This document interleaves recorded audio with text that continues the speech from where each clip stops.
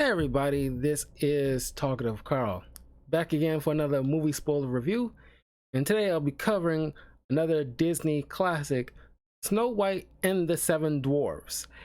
And of course, it's obviously produced by Walt Disney, directed by David Hand, sequence directors Pierce, William Cottrell, Larry Morley, Wilfred Jackson, Ben Sharpstein.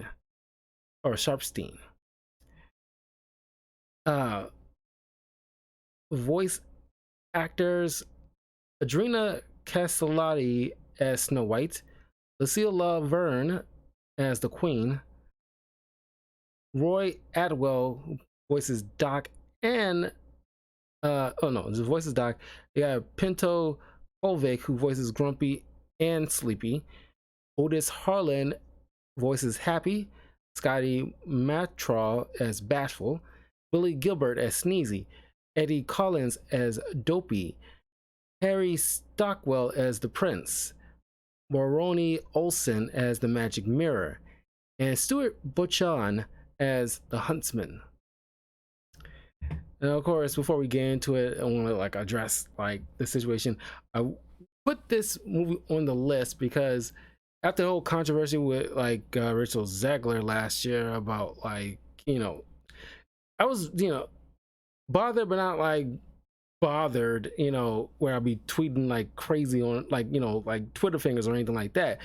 I just pretty much get just talk with amongst my friends and everything and coworkers, and it's why the hell would you say something like calling the Prince a stalker, and the whole situation with race swapping is it can be up in the air. It's depending on how good the actor is, they can easily override that issue. But the whole situation with the Seven Dwarfs is you could be casting actual people of a certain height to play these iconic roles. But no, you decide, of course, they kind of revisit this situation and decide okay, we'll just probably do some CGI BS instead of just you're gonna go with the live action thing, actually cast people and do some auditions for some uh uh uh I don't know what the proper term is anymore because I don't want to seem very insulting, but I'm pretty sure you can go with go to Peter Dinklage and say hey, how can we reach out to people of certain stature who wants to be an actor, and do some grueling auditions to find the right person for the job to play these iconic roles. And I'm pretty sure people of that community will be more than thrilled to be be put onto the big screen of this one of the most iconic films of all time. But no, you decided to go with people of regular height and all of different cultural backgrounds. It's cultural backgrounds is all is whatever, but they got to be of a certain height. It's very important. Of course, I saw those little still images. I was like, what the fuck? That it's race swapping is one thing, but then it's okay, there's certain things that have to be it had to be the thing. It's non-negotiable. It's having Wakanda in Africa. It can't be anywhere else. That's non-negotiable. That is a thing.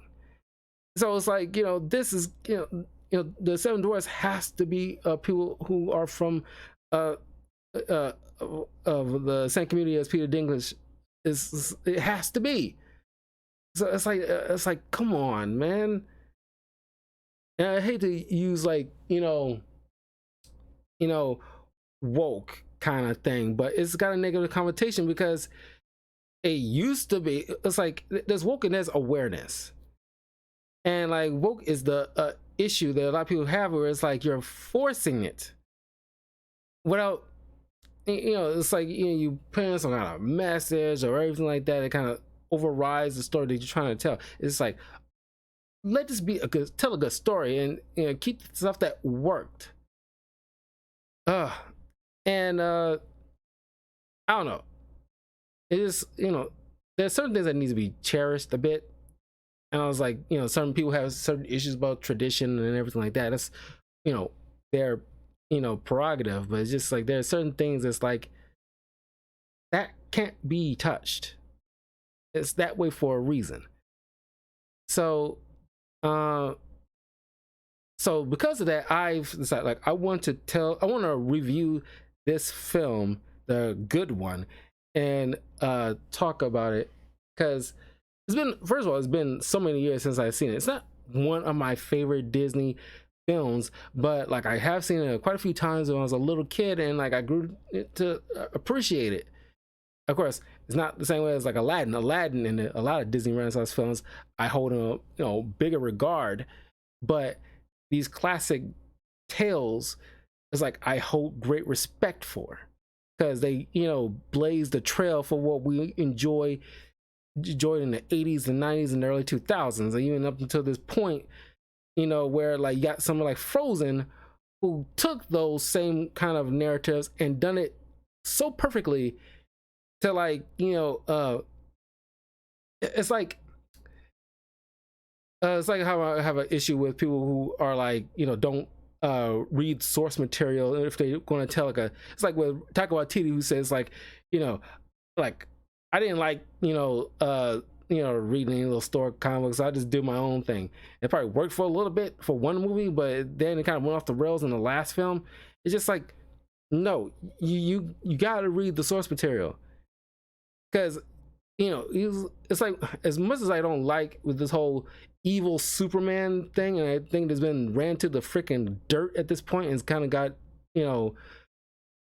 bothersome, but at the very least I can say they have read plenty of Superman comics, know the story, so that way they know where they can twist it to do their own thing moving forward. So like the people who did Frozen, I'm pretty sure rewatched a lot of the classic Disney fairy tales, and you see that in the first film where it's like you see Anna do the whole stereotypical thing like, oh, love at first sight, but then that's the typical thing, but then here comes the twist of their own making moving forward that's very well handled. It's like and tons of people pointed out, you don't know this person, you only just met them, so there's no true love crap. So it's just like there's like the awareness that is more so that people will more appreciate. Woke means nothing these days anymore. But anyway, I wanted to put on a list so I can like watch the actual film and talk about it. So I'm glad it opens up with like reading like a storybook, because I just did like a review of Sleeping Beauty, and as I mentioned in that film, it's like watching like a storybook come to life, and I get this feel with Snow White as well. But here's the thing: also in certain shots, also feels almost like you're watching like an animated play in a way. If that makes any sense. Given like the certain environment, it almost feels like somebody just walking on stage, like you're watching some kind of high school play or something. So I was like, I don't know, man, like this is very vibrant. Now, of course, this is made in the 30s. Sleeping Beauty was in the 50s, well, late 30s, and the Sleeping Beauty was in the late 50s. And I think I like the animation in Sleeping Beauty slightly better than this, because they use kind of like a softer tones with the color palettes, or the animation in Snow White, where I don't know, because you look at the face, I think it's the facial features on the people are good except for the prince and somewhat on the huntsman, because especially, but more so the prince, because like the softer palette makes him too boyish, if that makes any sense. I know he's supposed to be a young man, but it seems very like, you know, a boyish 10-year-old face on the body of a man, and it's like it's off-putting to me. You seeing the lips and the nose and the hair, and it's like, ugh, God, is. But it looks so good on the Queen and sleeping Snow White, because the softer features kind of accentuate their feminine qualities. I think it's kind of like they're wearing makeup or something. That makes sense. Yeah, that's the thing. It's like the prince was wearing makeup on his face and it doesn't look right. Anyway, so the story opens, with the tale of Snow White. Her parents died and left in the care of the stepmother, which is like Keyrog.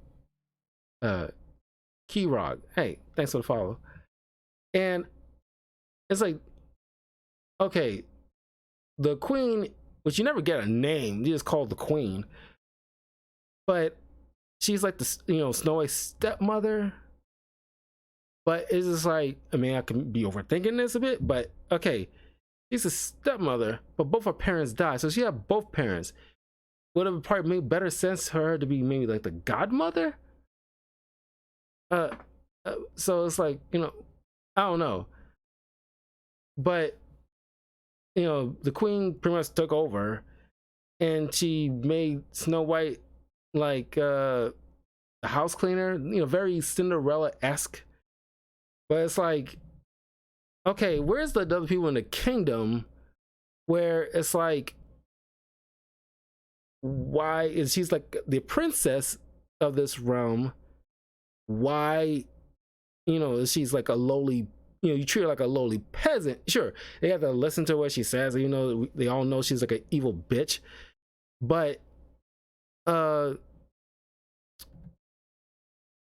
it's like, there's nobody around. Says like, okay, it's kind of weird that the Snow White, who's heir to this kingdom in all intents and purposes, but it's like when she comes of age, she should have legal right to that throne now. Of course, like I said, I'm overthinking it. They didn't put all that into this. It's supposed to be like a simple story. I'm just saying, if you're gonna make a live action remake, you don't try to make Snow White this girl boss bullshit. Just fill in certain gaps. That's why I like the Cruella movie and Maleficent a little bit better in terms of remakes, because it's essentially like prequels. So they take it they actually have to be forced to tell an original story rather than doing like a shot for shot of the original tale. It's like, if you're doing a remake, a proper one. I made like a video talking about this a year ago because I got so freaking irritated with all these crappy remakes. It's just like, you're just telling the same story. That's not, it's essentially more of like a remaster than a remake. If you've played video games, you probably wouldn't know the difference. I made you can watch my video of me talking about that. There's a difference between a remake and a remaster. A remaster is like we get something with the live action Lion King. You're telling the exact same story, but in different graphics, better graphics, better in quotes with the live action Lion King. But remakes is something like Final Fantasy VII remake, where it's like you're telling the same story, but you added in certain twists or gaps that wasn't in the original tale, that could not be told at that time, or didn't have the resources to fill in at that time.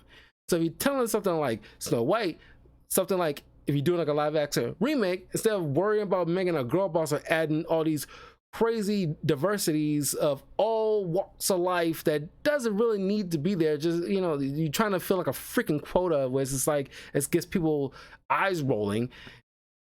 How about filling in the gaps about like, okay, who's the queen? What is our actual name? Who are Snow White's actual parents? How, what kind of relationship they had with the queen, where she can just able to just take over, because she had been responsible for their deaths. Who knows? That is something you could probably fill in certain gaps, but still keep the core aspect of what the original tale that people liked. That is what will be probably a proper remake. So what you're actually been giving us for the most part are remasters. That's just my take. Anyway, so the queen has this magic mirror that you've probably seen in the Shrek films, which they kind of took from this. The queen goes up, and because she's so freaking vain, where it's just like, mirror, mirror on the wall, who's the fairest of them all? And for the longest time, she has been the fairest. It's like, okay, it's like you ruin a kingdom. So let's say you had like a kingdom full of 1,000 people, most of which are females. So you mean to tell me that of all those females, 500 or so out of the 1,000, I'm just spitballing a number here, you mean to tell me out of that 500, including Snow White, you mean to tell me nobody else has been like the fairest above you? Like, because logically, as me speaking from like a guy's point of view, because there has been like a standard, a certain standard or a certain beauty that everybody can just automatically agree on, that there's hot women all around, but there's like levels to it, and sure, beauty can be the eyes of the beholder, but there's like a fixed beauty that we all can agree on. You look at somebody like Brad Pitt or George Clooney from the male side of things, like those are prime examples. Like, yeah, those are like heartthrobs. It's like, yeah, you can look at it like, yeah, I get it. They're, yeah, sure. No one can deny that. You look at someone like Margot Robbie, or, like, yeah, very hot. Hilary Duff. You look at her like, yeah, very hot. Yeah, I get it. It's just like a fixed, terms of beauty that everybody can just like universally agree. It's like nobody can never deny J-Lo being a hot woman. It's like, whatever is, with the age aspect, but I'm just saying, like, yeah, we all agree that that's hot. You'd be hard pressed to find somebody that can say otherwise. Nobody can ever look at you in a straight face and say like J-Lo is ugly. Nobody can never look at, say that with a straight face. That's impossible. So it's like, you being the fairest of them all, that is such cap. And take it outside the kingdom, all around the world, you're the fairest, bitch. Are you can lie to yourself, but don't lie to us. I'm just saying, that is weird. That has like never been caught. Like, once again, if you're doing like a live action remake, you can just probably add that. I don't care how remote the kingdom could be, that can never be a legit thing. And she didn't add no caveats to it anything. She blatantly asked like a broad brushstroke, who is the fairest of them all being all around the world? And it's like, and you're assuming they're not including the guys, because there's like, certain guys that probably, there's certain guys that are like, better looking than some women, even though, like, I'm just saying, by the vast majority of the people of this planet, there's levels. There's gonna be some people hotter than you, and it doesn't excluding the fact that you're, obviously getting older and things are not as tight as they used to be. So it's kind of weird. But it's like, you used to be the fairest, but now Snow White is fairest because she's gotten in it's like, 16, 17, whatever. Now she's, getting to her peak beauty. And it's like, and Queen is like, what the fuck? Like, oh, fuck that bitch. Like, and then she's like, well, I'm gonna just go ahead and kill her. So she hires this huntsman, despite his protests. She's like, look, I'm your queen, you do as I say, get that girl, take her out of the woods, let her pick flowers or whatever lolly doll bullshit that she like to do, and I want you to kill that hoe. Like, kill this hoe. Like, Ferris got me fucked up. Like, dude, I can imagine it's like, if you do like some kind of parody of Snow White, that'd been a lot more funnier. That'd been down with like, having like a sassy black woman as the queen if you're doing like a parody of Snow White, and you be like, oh, fuck this hoe, you know, Ferris of the Mall. Oh, I got you, bitch. It's like, get this huntsman, kill this hoe. So I can be the Ferris on the mall. It's like, no, you went. Husband's like, whoa, you went 0 to 100 on this one. It's like, can't I just ride her out, take her like, you know, on a boat so you can go to another continent or something? Like you want me to just outright kill her? It's like, Jesus, lady. But I'm just saying that would have been a whole lot funnier. But then, so the huntsman has to do what she says. She's the queen. So, and this is like, before we get into this, like, you know, of course, you know, Snow White doesn't her, you know, the beautiful songs and, you know, get the cliche animals coming to her. And she meets this young prince.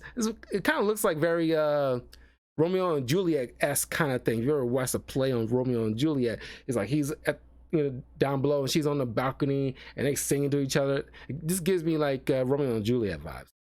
Anyway, you know, they get all sing-songy and stuff like that, and of course they smitten with each other. You won't see this guy in a long while. Oh, I almost forgot about, you know, I didn't mention in my Sleeping Beauty review. I'll mention it here. In the Sleeping Beauty review, because I don't know, maybe it's just like Mandela effect, but that character, unlike this prince, because I guess like certain princes in the early days of Disney get kind of lumped into the same pile, where it's kind of like this prince doesn't do much. He's just there and just to like wake her up or whatever. But the prince in Sleeping Beauty actually got at least a little bit of depth to him. Not all that much, but still better than this, where it's like the first half is all about like, you know, Aurora, and the second part, getting towards the third act, is more so about him. You're following him, and you know, it's like, oh wow, you know at least a little bit about him, not all that much, but it's like way better than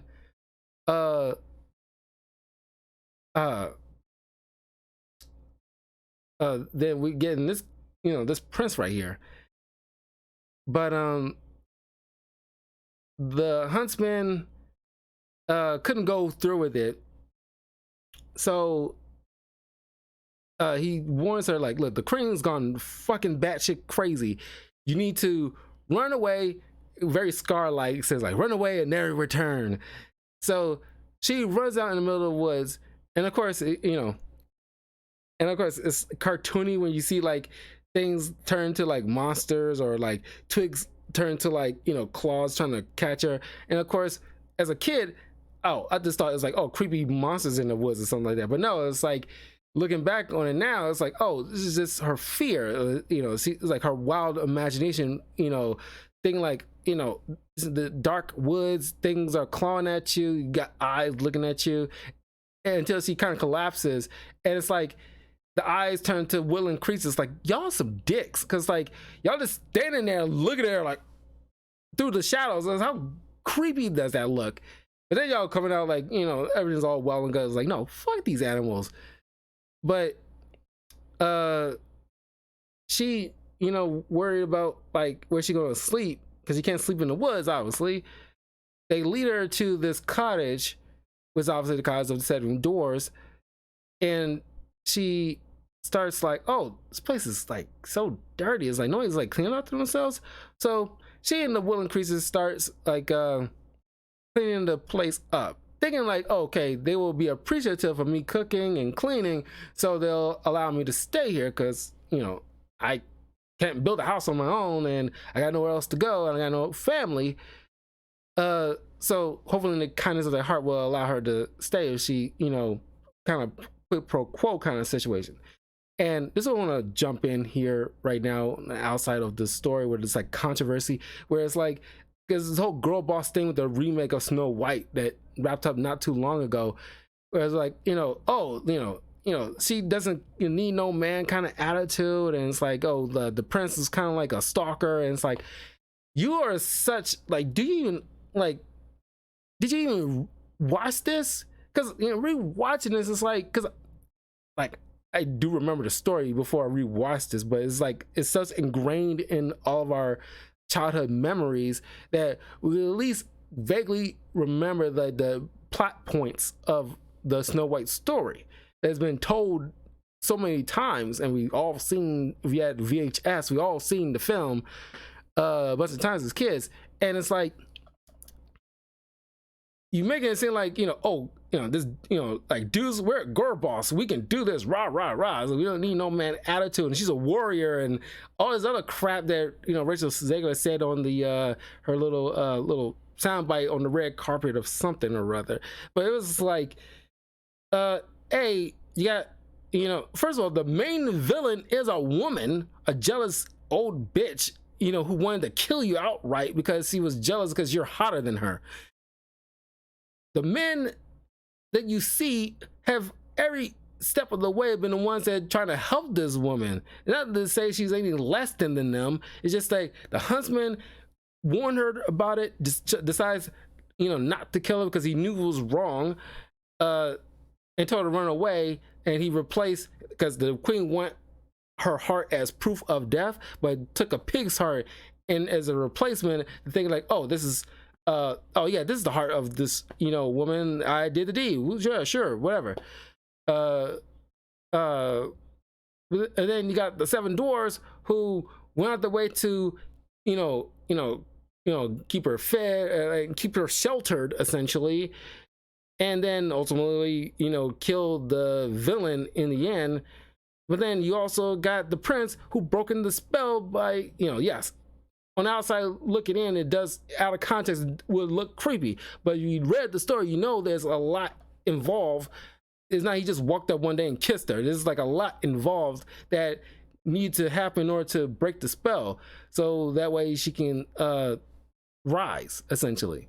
So all the men went out that way to help this woman, when a female villain was the one who's trying to kill her this whole time. So it's like, what the fuck? It's like, oh god, screw you guys, well, like, guys as in men, like screw all the men, I guess, because they don't need, like, girl don't need no man attitude. It's like, come on, you gotta take the wokeness out of it just a little bit, because this is what people complain about. It's like this girl boss attitude. It's like, she didn't clean because, like, oh, women be cleaning, right? Like, no, it's like, she went in there with a mindset like, okay, because she was already gotten used to it because of the queen making her do all the cleaning and shit, which is very fucked up, even though she's heir to the throne, obviously. But she, like, you figure like, okay, I clean up, I put something in the pot to cook, for the people in this house, and as thanks, hopefully they can, like, keep me sheltered, because I won't be able to survive on my own. So it's kind of like, as a partnership or a team, and that is good too. We're not treating Snow White any less than the dwarves or the prince or the huntsman. You know what I mean? So I just think it's like, oh my god, this is like such crap being spewed about this remake. Anyway, I just point that out because I wanted to mention that, because I'm not going to watch that live action remake. I'm done with those live action remakes. It is so tired and done with, because Hollywood just run out of freaking ideas because they can't be creative, A, and then B, because they don't want to take any risk on anything new, because I won't say they never, but there's very rare occasions where they're actually taking risk on new properties and hoping they make bang, because it's like, almighty dollar, supersedes anything creative. And sure, you should keep those things separate, but they should also work in tandem with each other at the same time. Doesn't always have to work that way, but it's like a process still. Because you never know, because like the first John Wick movie wasn't marketed very well, but once word of mouth got around and how successful it is, despite the low budget, it turned into a franchise on its own. So that's, and same thing with like the Frozen movie. You never know in a million years, despite how good it looked, you never know until you actually saw the story, how it plays out, that you can see why it generated such revenue. You don't just give certain new properties a chance or give new actors a chance instead of recycling old crap all the time. That's my biggest issue with the Borderlands movie. I love the Borderlands franchise as a video game franchise. I freaking love it. But with this movie, no shade to the actors. I love all those actors. We all love those actors. We know full well how great they can be. But this is kind of like a thing where it kind of would benefit new blood into the Hollywood system by, you know, auditioning for new actors that can, you know, play the role very well, and they could build their career off of something. Borderlands doesn't need, you know, Jamie Lee Curtis or Kevin Hart or Kate Blanchett, despite how good they are. Obviously, by committee, that's like, we need to make sure this makes bank, and people like Kevin Hart, so let's just make sure that we hire him so we can at least get Kevin Hart fans or Kate Blanchett fans out there, so we can make sure we can get something out of the box office. And it's like, that is lame. That means you don't have any faith in the story that you're trying to tell, or any new actors that might do well, might surprise you. Very rare you actually get some new, aside from like, you know, the little girl Greenblatt, I forgot her first name, the Greenblatt girl who was like young Ahsoka or young Gamora. She's like one of the freshly new actors out there working. It does an incredible job. Oh, and the girl who plays like Lil Leia in the Kenobi series, does very good jobs. And it's like, you know, they just off the top of my head I can think of in terms of new actors out there. It, you know, more often than not, you only see them as the same people recycled over and over again. You know, what's his name? Mandalorian. Blanking on his name, it just escaped me just that fast, but you know what I'm talking about, where he's playing Mr. Fantastic. Everybody else's cast, you might seen him and stuff, but they're like A-listers like he is. And it's like, we know he can put out a good job, but you could have gotten somebody not as well known and ain't as pricey that could possibly do a good job to be Mr. Fantastic. First of all, he's almost every doggone where, and it's like, yes, he will do a great job. Nobody's denying it, but you gotta pump the brakes on this guy. He's being oversaturated now. And from what I'm understanding, aside from the Mr. Fantastic, I think he's gonna be into a couple of other projects he's working on too. And it's like, okay, you gotta slow down as actor. Okay, he's almost everywhere, and it's almost get tiresome. He's gonna water down his brand at a certain point. So it's like, I was just saying, it's too much with like sort of rehashing the same stuff. Anyway, so back to the film. So you see like you know, Doc, Grumpy, Dopey, and the others are working in these mines, you know, mining for all these diamonds and gems. And I can't help but think, like, what are they digging this for? Are they making some kind of profit or something? Are you selling them? No, I mean, you see them storing it, so you assume they're you know, are also merchants that can sell these kind of things and make some kind of money. But you don't know. I'm just saying, like, once again, if you're doing like a remake, fill in certain gaps that was unable to be filled in at that time of its creation, then you might have something. But I don't know, you're concentrating on the wrong things. Anyway, it's like, yeah, what are you mining this stuff for?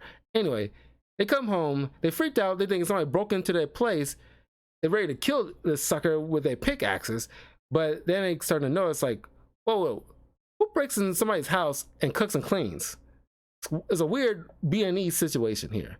Can you imagine that? Somebody clearly broke into your house because the lights are on and the door is cracked open, but all you see is like a clean house and there's food, you know, preparing on the stove, but you see somebody sleeping in your bed, and it's like, somebody broke in your house just to clean and cook. You know, it's weird. But you know, Doc and the others introduce herself, you know, to Snow White, and they realize that the queen is kind of like an evil bitch, so they was like, yeah, you can stay with us, sure. course, Grumpy took some time to warm up to her because he's grumpy, obviously.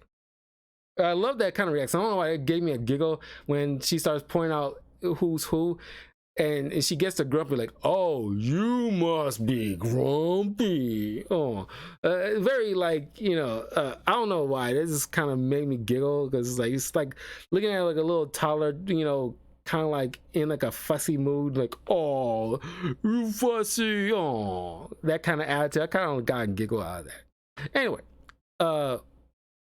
so the queen goes to like mirror mirror on the wall, who's the fairest of them all, and the mirror tells like, ain't you, bitch.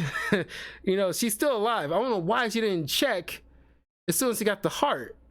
That should have been like, you know, I'm not sure what the passage of time, but as soon as the husband gave that heart away, I'm pretty sure he dipped as soon as he possibly got paid for his ruse, but he took off parts unknown just to avoid getting you know, getting the axe for deceiving her. But it's like, this is probably should be long before, at least running parallel as the time of the dwarves are getting home. She getting this box, she should go right to her mirror and ask this question, and she would have known automatically. But clearly this feels like at least a couple of days have passed at the most. So she decides to use her spells to disguise herself as this old woman and poison this apple. And then of course you get like those iconic gif with like the old hag laughing as the trapdoor lowers, like that thing. It's like, wow, there's the meme. Nearly forgot about that. Anyway, she and then she starts giggling all the way to her little canoe to, you know, carry herself off on the lake. I don't know why she needs to, but I guess it's part of the disguise. She can't like just walks out the castle like normal. But she's giggling all the way to her boat. Like, this bitch been laughing this whole doggone way. It's very weird. Anyway, so she goes to the forest right as the Daka and the others are, you know, getting like a kiss goodbye from Snow White as they about to go off to work. Off to work we go, hi ho, hi ho. You know, that same old song. And then the creepiest thing, I completely forgot how creepy this looks, and kudos to the animators, because she turns around and you get like a face POV shot of this old creepy looking woman just peering out the doorway. It's like, boundaries, girl. It's just like, hee, and it's like, Snow White, like, I know you got the good nature qualities, but it's like, I'm pretty sure you gotta use some level of discernment of like, your spider sense to be flying off the handles right now and seeing this creepy woman peering over like the open window, and it's like, get out of this property, woman. But then like the animals tried to stop her because, you know, clearly they sensed through the disguise and the evil intentions of the queen. But Snow White doesn't, you know, understand, so she helps her inside. And then, you know, it's like, oh, you can use this apple to bake you a pie. And she takes a bite of it. She falls into a near-death sleep. She kind of hopes that, you know, they believe she's to be dead, so because they don't have, you know, mouth-to-mouth resuscitation kind of thing going on. Modern medicine wasn't a thing in this period, so she assumed that they'll just bury her and that'll be that. So the animals run to the mines, get Doc and the others. They sense something wrong. They run back and they see like the witch leaving out, and it's like, how long were you staying there? It's like, as soon as the deed is done, bounce. You could have been long gone by the time they got back. I don't know, it was very weird. Weird time in terms of pace. I don't know. So they chase after her. Don't know why she never switched back to her normal self. I guess like, she had to take a separate potion in order to do that. So they chase her up a cliff, and lightning strikes. Very coincidental stuff here. The lightning strikes at the tip of the cliff. She falls down, and a boulder, comes careening down on top of her. She's dead. Doc and the others are, saddened that they think Snow White is dead, but they couldn't bring themselves to actually bury her. Another coincidence, they decide, oh, well, we'll make a glass coffin for her. So they'll just, put her out in the woods. But then the prince, well, another coincidence, just shows up, kisses this near corpse, and wakes her up. Everybody's happy. Snow White and the prince goes to live happy after. She says her goodbyes to Doc and the others, and that's the end of the story. Another is a good classic tale. Like I said, it's not really one of my favorites, but I respect the tale regardless. Like I said, like the colors are very good, but I think it's best on everybody else except like the prince. I don't know why. It's just like you probably should have done something different for him. But of course, it was the late 30s, so it was like I guess they work with what they got. The tale, like I said, is simple but cut straight to the point. It's kind of like the first animated Grinch Dr. Seuss tale. It's short, sweet, to the point, and it's a timeless classic for a reason. But anyway, those are my thoughts on Snow White and the Seven Dwarfs. Very good film. But like I said, I had like a few issues with it, but all in all, it's a classic for a reason. But I think I like Sleeping compared to this and Sleeping Beauty. I think I like Sleeping Beauty a little bit more because it got a little bit more meat on its bones compared to this. But anyway, I will see you guys a little bit later as I go back to playing some more Final Fantasy VII Rebirth, going right back into the main story. I'm probably gonna do at least a couple of videos for that because I just want to spend all night playing that. And also, speaking of Borderlands, I will soon be doing, as in anticipation for the film, I will be going through all of the Borderlands games except for the Tales of the Borderlands because I do not like the Telltale kind of gameplay stuff. But I will be replaying all the including some DLC stuff of the Borderlands games, starting probably at the end of this month or the beginning of next month. So look forward to that coming up. But anyway, I'll see y'all soon. Like and subscribe, share this with your friends, and hopefully I'll see you guys a little bit later. Peace.